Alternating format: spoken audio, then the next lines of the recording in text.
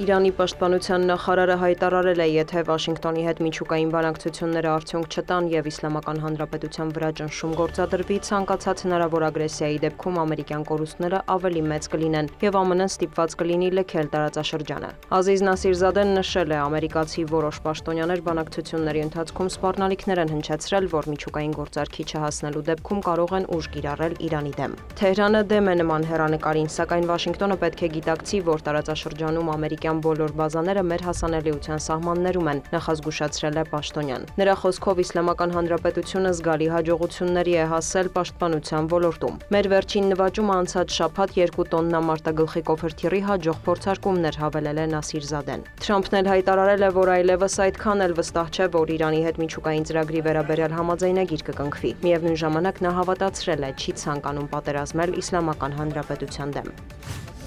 Ուկրաինա է վերադարձվել 1212 զոհված զինծառայողի մարմին։ Երկրի համակարգող շտաբից հայտնում են, որ նրանց թվում են Կուրսկի մարզում, Խարկովի, Լուգանսկի, Դոնեցկի, Զապորոժիեի եւ Խերսոնի ուղղությամբ զոհվածների մարմինները։ Ռուսական կողմին էլ փոխանցվել է 27 մարմին։ Ավելի վաղ Ռուսաստանը խոստացել էր Ուկրաինային հանձնել 6000 զոհված ուկրաինացի զինծառայողի մարմին։ Միևնույն ժամանակ Մոսկվան մեղադրել էր Կիևին գործընթացը ձգձգելու համար։ Ուկրաինական կողմը հերքել է բոլոր մեղադրանքները, ռուսական կողմի քայլերը որակելով քաղաքական սադրանք։ Փոխանակման մասին Կիևը եւ Մոսկվան համաձայնության էին եկել հունիսի 2-ին Ստամբուլում տեղի ունեցած ուղիղ բանակցությունների երկրորդ փուլում։ Պայմանավորվածության շրջանակում 3 Ռուսաստանը եւ Ուկրաինան փոխանակել են ռազմագերիների երկրորդ խմբերը։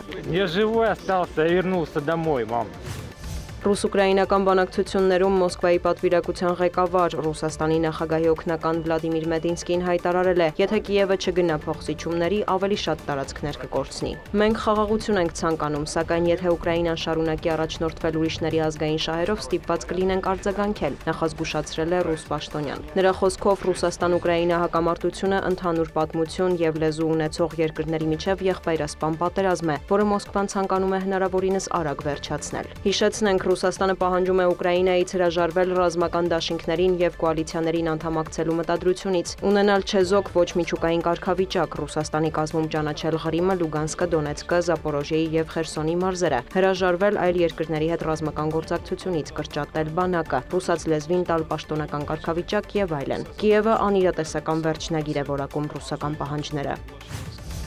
Գործարար Իլոն Մասկը X-ում գրել է, որ զղջում է ԱՄՆ նախագահ Դոնալդ Թրամփի մասին մեկնաբանությունների համար։ Զղջում եմ անցած շաբաթ արված իմ որոշ գրառումների համար, դրանք սահմանն անցան, նշել է Մասկը։ Դոնալդ Թրամփն էլ չի բացառել, որ կարող է հաշտվել Մասկի հետ։ Միևնույն ժամանակ ԱՄՆ նախագահը նշել է, որ դա այս պահին իր համար առաջնահերթություն չէ։ Դոնալդ Թրամփի եւ Իլոն Մասկի միջև լարվածությունը կտրուկ սրվել է հունիսի 5-ին։ Ամերիկացի գործարարը հրապարակային քննադատել էր հարկերի եւ հատկացումների վերաբերյալ Թրամփի նախաձեռնած օրինագիծը։ Նա հայտարարել էր, որ առանց իր աջակցության Թրամփը չէր հաղթի նախագահի ընտրություններում։ Սպիտակ տան ղեկավարն էլ մեղադրել է Մասկին կառավարության արդյունավետության դեպարտամենտի ղեկավարի պաշտոնում իր պարտականությունները բարեխղճորեն չկատարելու համար։ ԱՄՆ նախագահը սպառնացել է խզել Մասկի ընկերությունների, այդ թվում SpaceX-ի հետ պայմանագրերը եւ չեղարկել բոլոր սուբսիդիաները։